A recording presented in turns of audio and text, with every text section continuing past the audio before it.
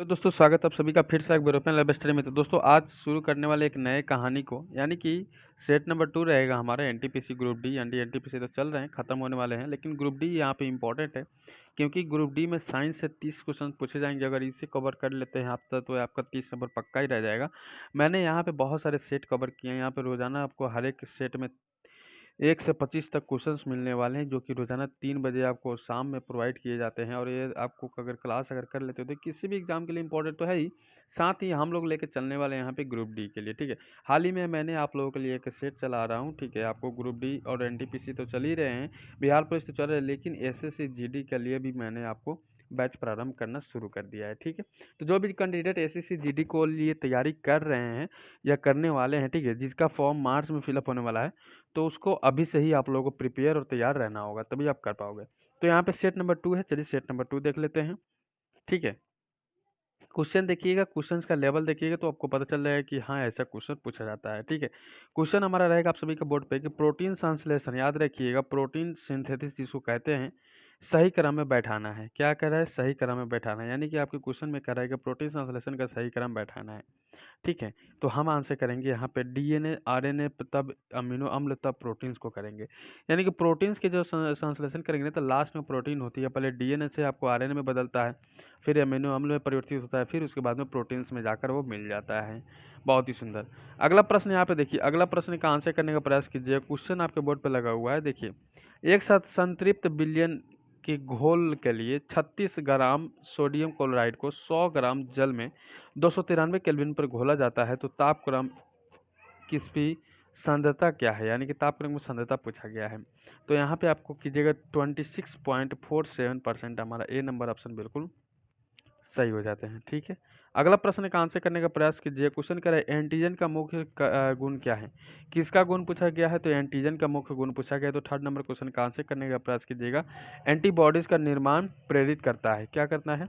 Antibodies का निर्माण प्रेरित करना, ठीक है। बहुत ही सुंदर। अगला प्रश्न यहाँ पे कि 400 से 401 और 400 हर्ट्ज आवृत्ति के समान तीव्रता के 3 ध्वनि स्रोत हैं, तो प्रति सेकंड शहनाई देने वाली बीटों की संख्या क्या होती है? शहनाई देने वाली बीटों की संख्या बताई गई है। तो फोर्थ नंबर क्वेश्चन का आप आंसर कीजिएगा 1, यानी कि एक ही हो जाएगा। यहाँ पे अगर 400 401 401 अगर 400 हर्ट्ज का समान आवृत्ति वाला अगर तीव्र ध्वनि, अगर 3 ध्वनियाँ एक ही स्रोत में प्रति सेकंड अगर सुनाई दे तो उन बीटों की संख्या क्या हो जाएगा? 1 हो जाएगा। अति सुंदर। नेक्स्ट क्वेश्चन आपके बोर्ड पे लग रहा है कि ब्लू बेबी सिंड्रोम निम्नलिखित में से किसी कारण से होता है? कौन से? तो ब्लू बेबी सिंड्रोम की बात कही जा रही, तो आप कहिएगा मिथोमोग्लोबिन के कारण। मिथोमोग्लोबिन के कारण हमारा डी नंबर ऑप्शन बिल्कुल सही हो जाएगा, ठीक है। हर एक क्वेश्चन आपके लिए इंपॉर्टेंट है, सारे क्वेश्चन मैंने सेलेक्टेड और अच्छे लेवल के लिए हैं। आधुनिक कंप्यूटर में प्रयोग किए जाते हैं। ध्यान रखिए कि 30 नंबर का क्वेश्चन आपके लिए आपका रिजल्ट को साबित कर सकता है, और साइंस में कोई भी क्वेश्चन चेंज नहीं होता है, ठीक है। थोड़ा सा मॉडलिंग चेंज किए जाते हैं, लेकिन क्वेश्चन चेंज कभी भी नहीं होगा। तो 6 नंबर क्वेश्चन का आंसर हो जाएगा आधुनिक तो VLSI हमारा बिल्कुल सही हो जाएगा, जो कि प्रयोग में किए जाते हैं। अगला है 0.10 सेंटीग्रेड आवेश को 15 वोल्ट विभव वाले बिंदु बी से 135 भी विभव वाले बिंदु ए तक ले जाने में कितना कार्य करना पड़ेगा? यानी कि काम कितना करना पड़ेगा अगर इसको यहाँ पे ढोया जाए तो 12 जूल अगर काम कीजिएगा तो आपका काम बन जाएगा। कितना काम करना है? तो 12 जूल आपको काम करना है। देखिए ऐसे मिलान आपको एग्ज़ाम हॉल में दिए जाते हैं और आप कंफ्यूज रहते हैं, क्योंकि वहाँ पे ऑनलाइन एग्ज़ाम होते हैं और क्वेश्चन को उठाव चढ़ाव करने में आपको क्या हो जाता है? गड़बड़ियाँ होती है। तो मैं आपको कहूँगा कि यहाँ पे लाइनिंग वाइज आप क्वेश्चन याद करें, जैसे कि एंथ्रिक्स किससे संबंधित है, डर्मेटिक्स किससे संबंधित है, रानीखेत किससे संबंधित है, फुट नोरॉट किससे संबंधित है, इस तरह से आपको याद करना है, ठीक है। तो यहाँ पे सबसे पहले बात कर लेते हैं कि एंथ्रिक्स की थी। एंथ्रिक्स सभी किससे संबंधित रखता है? सभी पशुओं में संबंधित रखता है, ठीक है। अगला यहाँ पे बात कहा जा रहा है, अगला यहाँ पे बात कहा जा रहा है कि डर्मेटिक्स, डर्मेटिक्स किससे संबंधित रखता है? तो भेड़ बकरी से संबंधित रखता है। रानी किससे? रानीखेत सभी मुर्गी से संबंधित रखता है, सभी को पता है, बहुत ही सुंदर। और फुट रोट भेड़ से। तो इस तरह से आपको याद रखना है। हमारा आंसर सी बिल्कुल सही हो जाएगा। आप नॉर्मली 2 1 3 4 कैसे याद रखिएगा? ये तो गड़बड़ हो जाएगा, ठीक है। अगला देखिए, अगला पे फिर ट्राई करना है आपको कि जमुना पारी, याद रखिएगा, सबको मेरे साथ चलना है। वीडियो को लाइक नहीं किए तो आप लाइक कर दीजिएगा, ठीक है। शेयर नहीं किए तो सभी से रिक्वेस्ट है कि पहले इस वीडियो को शेयर जरूर कर दें। 9 नंबर क्वेश्चन कह रहा है कि जमुना पारी क्या हो जाता है, जमुना पारी का हमारा क्या हो जाता है, बहुत ही सुंदर, अति सुंदर यहाँ पे जमुना पारी का यहाँ पे याद रखिए दुधारू होता है, बहुत ही सुंदर यहाँ पे। और यहाँ पे आपको मैं बता दूं यहाँ पे कि सिरोही को मांस होते हैं, सिरोही मांस होते हैं, ठीक है। और पश्मीना, पश्मीना आपको बाल, और यहाँ पे मालाबार खाल होते हैं, ठीक है। ये सारी चीज़ें आपको ए नंबर ऑप्शन के साथ में आप याद कर पाइएगा, ठीक है। इस तरह से अगर आप याद करते हैं तो आपका बिल्कुल दिक्कत वहाँ पे गड़बड़ियाँ नहीं होगी, क्योंकि आप लोग पढ़े हैं। अब यहाँ पे डायरेक्टली हम लोग मिलान कर लिए, और मिलान करने के बाद में डायरेक्ट ऑप्शन है टिक करना है तो ऑप्शन टिक कर देंगे, ठीक है। जब जमदार तथा मृत्यु दर तुल्य होती है तो वो अवस्था क्या कहलाती है।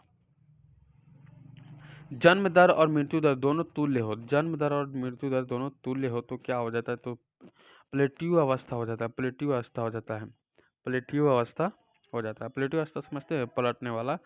जैव भूरासायनिक चक्र कितने प्रकार के होते हैं, जैव भूरासायनिक चक्र कितने प्रकार के होते हैं, तो आपका ये 2 प्रकार के होते हैं, बहुत ही सुंदर।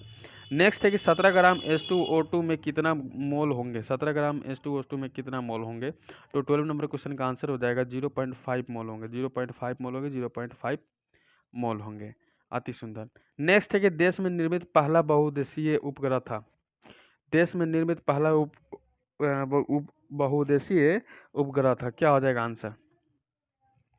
देश में निर्मित पहला बहुउद्देशीय उपग्रह कौन था, तो यहाँ पे 13 नंबर क्वेश्चन का आंसर हो जाएगा इनसैट 2A, इनसैट 2A हमारा बिल्कुल सही। सफ़ेदा होता है, सफ़ेदा क्या होता है, सफ़ेदा क्या होता है, तो आप कहिएगा सर सफ़ेदा हमेशा 2PB CO3 डॉट PbOH के होल ट्वाइस होता है, बिल्कुल शानदार आपका आंसर यहाँ पे, ठीक है।